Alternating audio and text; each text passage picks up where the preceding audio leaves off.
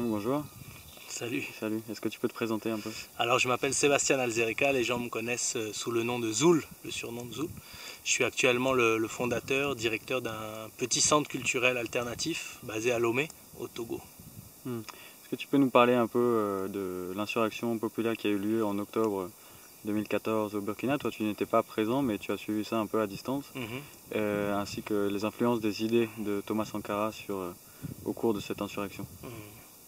Je ne suis pas le mieux placé pour parler de l'insurrection populaire, mais je peux témoigner effectivement de ce qu'on a ressenti en tant que Français passionnés par les luttes sociales et politiques qu'il peut y avoir en Afrique de l'Ouest ou dans le monde. C'est quelque chose auquel on s'attendait.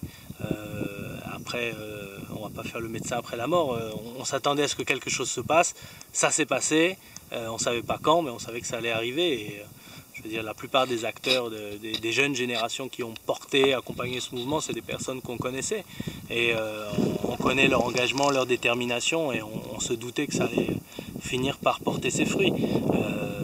Ce qu'on peut dire aussi, c'est que vivant au Togo, j'ai pu apprécier aussi, on a fait une soirée de solidarité et de soutien au Burkina Faso le 30 octobre dans notre centre, avec des jeunes... Quand tu dis on et notre centre, il s'agit de quoi? Le centre culturel Mitrononia que j'anime à Lomé.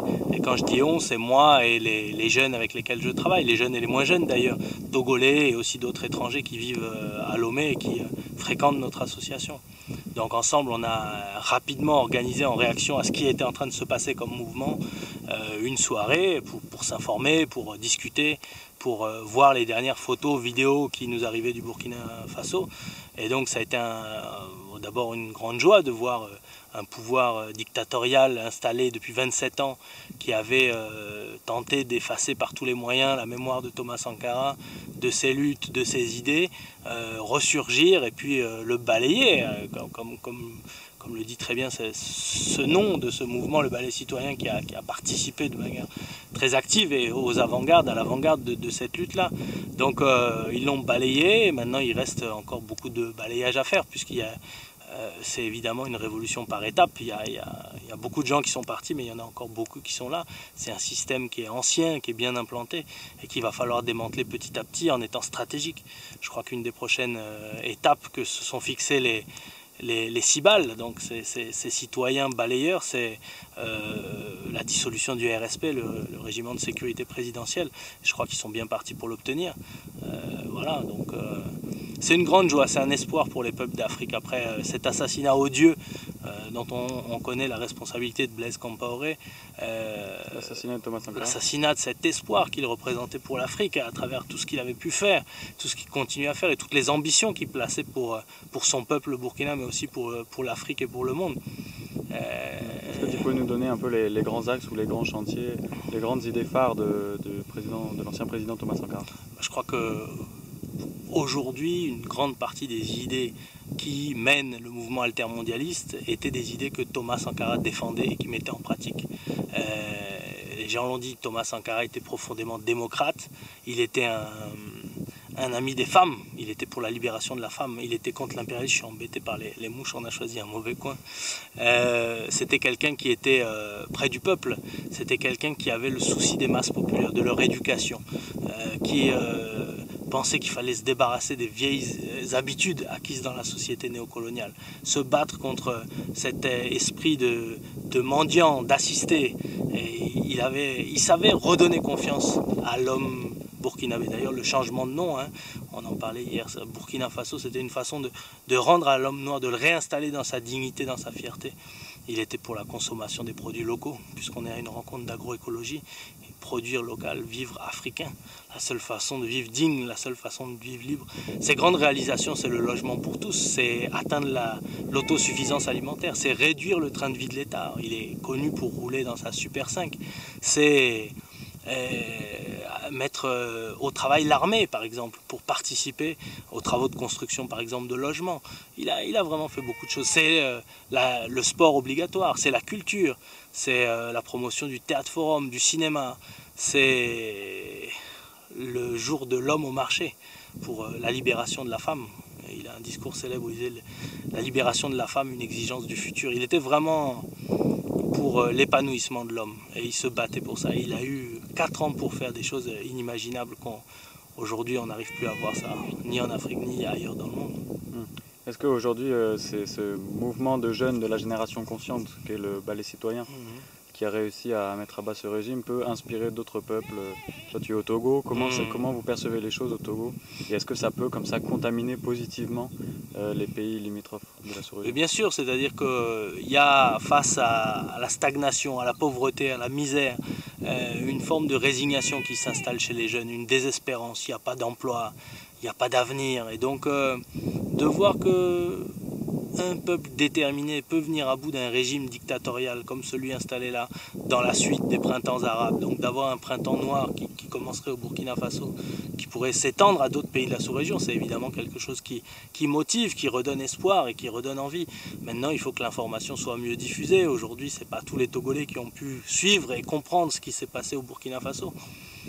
Tu parlais tout à l'heure du passif, au-delà du mythe et des idées de Thomas Sankara et de sa personne et de ses combats. Il y a au niveau du Burkina Faso d'autres acteurs qui sont porteurs de lutte. Je pense à tous les communistes, le mouvement burkinabé des droits de l'homme et des peuples, la CGTB ou le syndicalisme étudiant au Burkina. Tout ça, c'est une forme d'éducation. Il y a aussi tout ce qui est tradition historique, les Joseph Kizerbo et d'autres qui ont participé à cette dignité aussi de l'homme burkinabé ou de la femme burkinabé et qui permettent aujourd'hui de croire que notre nombre est notre force et qu'on peut venir à bout de ce régime. C'est très beau. Ça motive en tout cas pour les Togolais. En allant un peu plus loin, quand on fait un parallèle avec ce qui se passe aujourd'hui en Europe, une certaine revendication aussi des masses, de récupérer le pouvoir, de rendre du pouvoir politique aux citoyens, au sens positif du terme, à ton avis, qu'est-ce qui peut inspirer les luttes des peuples européens?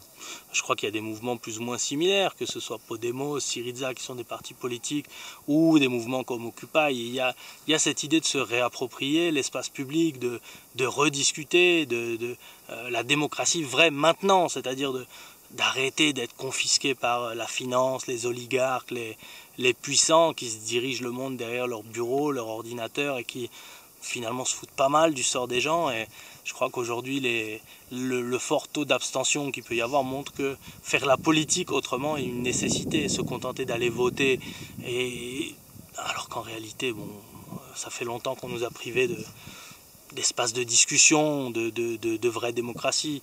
C'est une mascarade tout ça, et les gens le sentent bien, ils ont envie de changement, et donc occuper la rue et manifester massivement, c'est une façon de dire qu'ils s'en aillent tous, quoi, qu'on les balaye et puis qu'on puisse passer à la reconstruction. Il y a l'urgence aussi, il y a les questions climatiques, il y a les questions de justice sociale, il y a 1000 raisons de se mobiliser, mais malheureusement la société de consommation a aussi ses attraits, ces sirènes-là.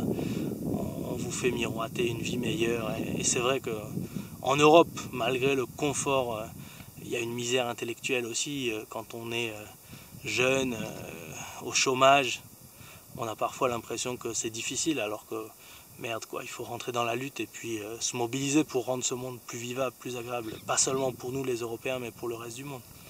Est-ce qu'il n'y a pas un manque de lien entre les différents mouvements sociaux du Nord et du Sud, de manière transversale? Comment faire mieux passer cette expertise et puis cette expérience qu'a eu le peuple burkinabé vers d'autres peuples? Non, mais je crois qu'il appartient aux jeunes occidentaux qui ont quand même la chance d'avoir à la fois la liberté de circulation, un certain pouvoir économique, de s'intéresser à ce qui se passe dans ces pays-là, de lire d'abord, puisqu'il y a beaucoup de gens qui en France réalisent des publications indépendantes sur le sujet. Il y a des chercheurs, mais aussi des citoyens, des voyageurs, et il convient de s'y intéresser, de se pencher sur ce qui se passe, d'apprendre aussi de la façon dont l'homme africain aussi organise ces mouvements-là, lutte pour plus de dignité et de justice sociale. Bon, après, c'est pas évident pour tout le monde. Je veux dire, même pour les jeunes européens aujourd'hui, pour certains, ça représente un luxe. Un voyage en Afrique, c'est des dépenses et c'est pas donné à tout le monde. Bon, mais il n'y a pas besoin forcément d'aller loin. Aujourd'hui, avec Internet, on peut avoir de l'information, tisser des liens. C'est une question de curiosité, je crois, avant tout. Et puis, il n'y a pas que l'Afrique. On peut aller en Asie, en Amérique du Sud. Le voyage ouvre sur d'autres univers. Cette petite planète, on a la chance de vivre à une époque où tu montes dans ton avion et puis en quelques heures, tu te retrouves de l'autre côté. Tu peux aussi le faire par la route, le bateau. Et puis, ouais, ça ouvre sur d'autres univers. Je crois qu'on en a besoin. L'homme est profondément à la recherche d'autres choses, de solidarité, de lien. On a ça en nous, mais on nous tue ça dès l'enfance avec l'école, avec l'impression qu'il faut travailler pour vivre, vivre pour travailler. Il faut sortir de tout ça, il faut rompre un peu avec tout ça. Mais est-ce que ceux qui ont la capacité de rompre avec tout ce dogme en fait de la stabilité impérieuse et impériale, est-ce que ceux qui ont la capacité de rompre ne sont pas justement ces jeunes qui ont d'autres aspirations? Donc n'y a-t-il pas un biais démographique en fait en Europe qui impose une léthargie? Le fait que la population soit quand même d'un âge plus avancé moyennement que la jeune Afrique. Oui, mais c'est vrai, la jeunesse africaine, effectivement, ils sont une immense majorité. Cela dit,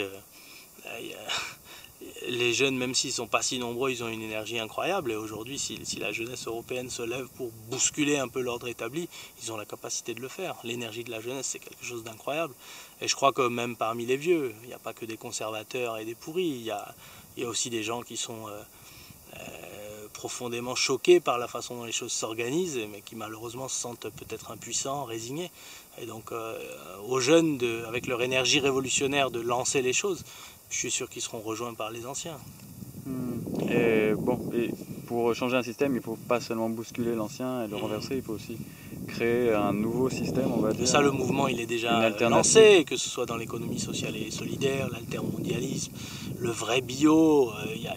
Il y a 1000 initiatives dans le domaine de la transition écologique, du climat, pour inventer aujourd'hui le monde de demain, les alternatives. Il y a plein de gens qui font des trucs partout sur le territoire, dans l'éducation, dans la santé, dans la question monétaire. Enfin, je veux dire, il y a plein d'alternatives et des gens la pratiquent au quotidien, et heureusement, parce que pour les gens qui sont en rupture avec la société actuelle, heureusement qu'il y a ces espaces, ces îlots là de liberté, de vivre ensemble autrement, qui permettent quand même de ne pas péter les plombs dans cette société-là, qui est une société aliénante, pénible, désagréable.